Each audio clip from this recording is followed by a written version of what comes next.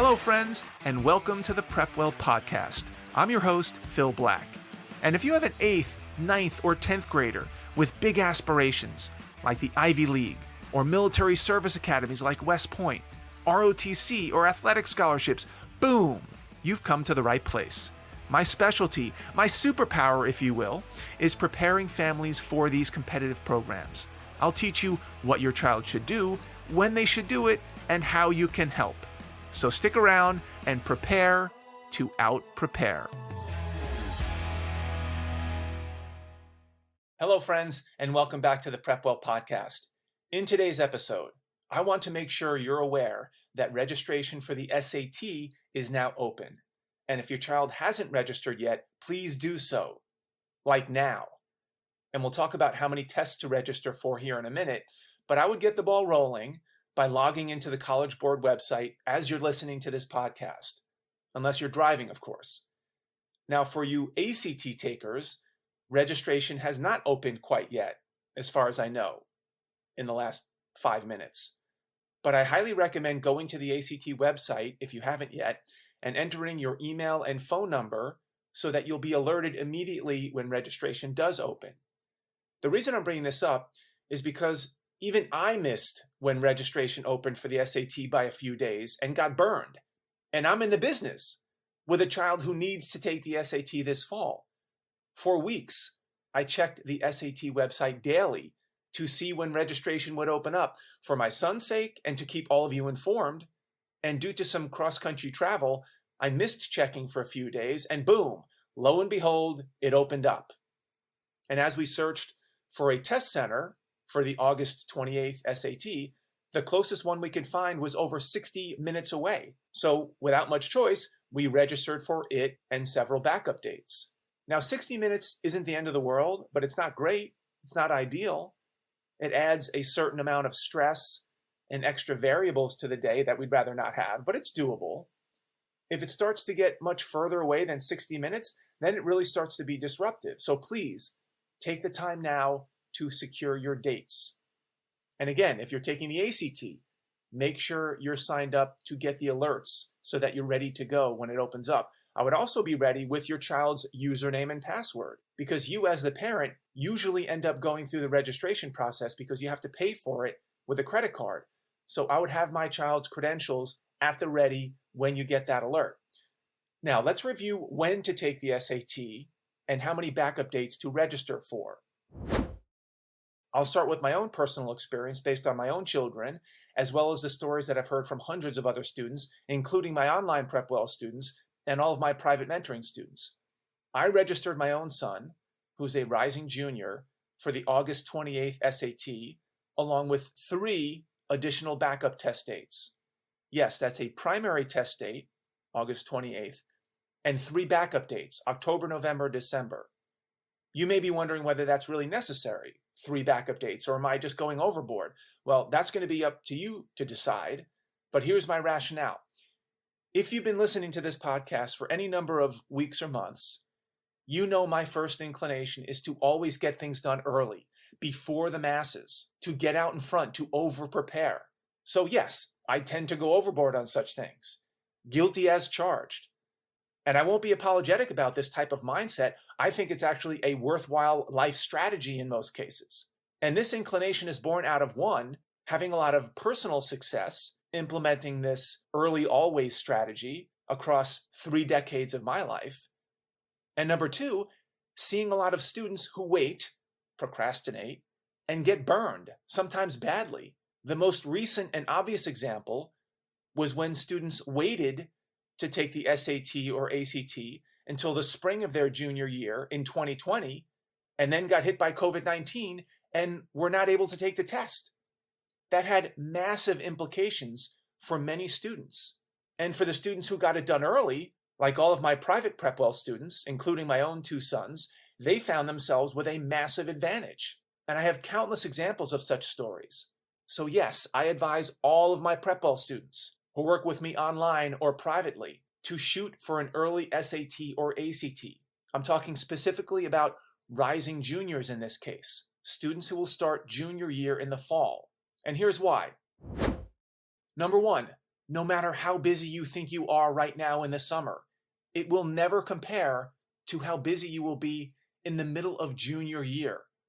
Please trust me on this, especially that it appears that we'll be returning to in-person school this fall. You are in for a bruising, a rude awakening.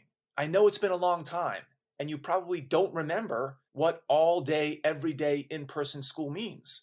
So let me remind you, it means that you're out of commission every day from, call it 7 a.m. till probably 3 p.m., including commuting time. And that's not counting all of your clubs and activities and sports that happen after school. Many students don't get to their homework, let alone studying for the SAT or the ACT, until after dinner, 8 o'clock, 9 o'clock at night. And then you think you're really going to be motivated to finish your homework by 11 or 11:30 p.m. and then crack open that SAT study guide? That's not going to happen. I know right now it's summer and you have sports camps, or maybe you work as a lifeguard or have an internship, and it seems really busy. But thinking that you will have more time to study for the SAT or ACT during the school year is a fool's game. You're kidding yourself. I know, I get it. It's easier and more convenient to put off that hard stuff until later. I'm telling you, it will not end well. Remember, maybe just as important, if not more important than the SAT or ACT score, are your junior year grades. Remember, you have all those fancy AP classes that you signed up for to juice your GPA.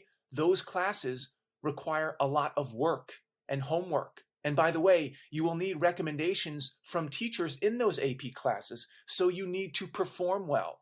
You don't want to have the specter of SAT study hanging over your head and taking your attention away from your classes and extracurriculars and teachers. You just don't. So I would register for the earliest possible SAT or ACT and do whatever it takes to get the bulk of your studying done before that date.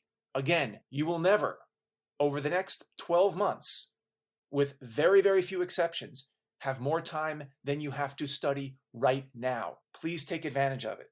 Number two, even if you register for an early test, say August or September, and study the most you possibly can, but don't quite do as well as you wanted to, that's okay. You have backup dates, but at least you've done the majority of the studying already. And then you can fine-tune your studying and take it again in October or November. That's okay. You don't have to be perfect the first time around. It would be nice, and that's what I would shoot for if I were you. Take it once and walk away. In the military, we call that one shot, one kill, but you still have options.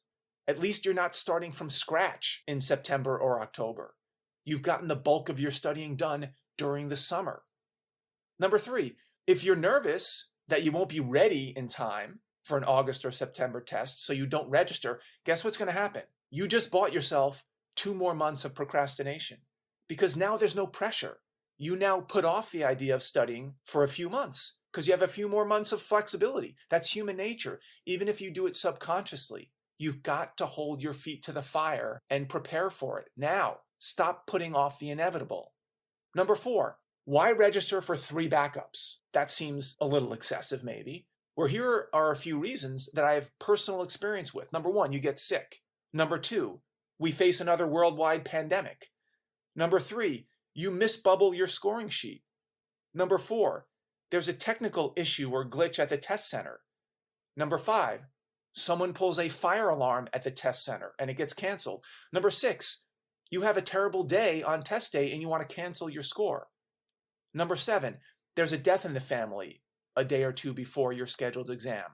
Number 8, there's some loud distraction at your test center. There's construction outside, jackhammering outside. It happens. Number 9, you have car trouble on the hour drive to the test center and never get there. Number 10, these days, there's very little downside to taking multiple tests. You used to get dinged for doing that years ago, not so much anymore. Number 11, with super scoring, there may actually be a lot of upside to taking multiple tests. Number 12, if you intend to apply early somewhere, early action, early decision, you want to get a score earlier versus later. Similarly, number 13, if you intend to get recruited for a sport, you want an official SAT or ACT score sooner rather than later. So for all of these reasons and more, I suggest giving yourself plenty of options. Yes, these registrations cost $55 each. That's not chump change for most people.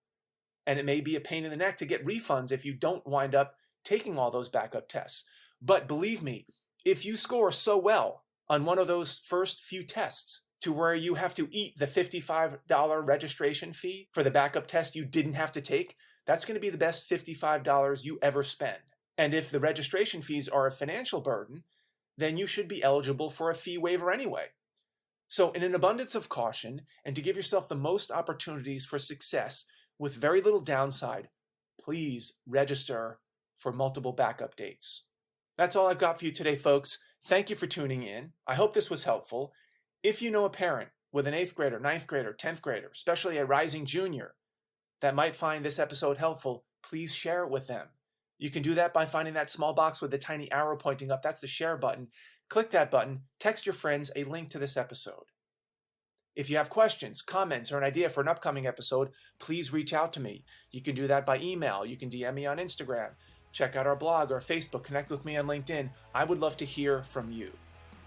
Until next week, goodbye, good luck, and never stop preparing.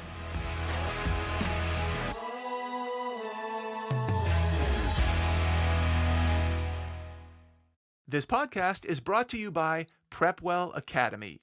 PrepWell Academy is my one-of-a-kind online mentoring program that delivers to your 9th or 10th grader a short, highly relevant video from me every week, every Sunday in fact, where I give them a heads up about what they should be thinking about to stay ahead of the game. To get these valuable lessons into your child's hands, please head over to PrepWellAcademy.com and enroll your child today.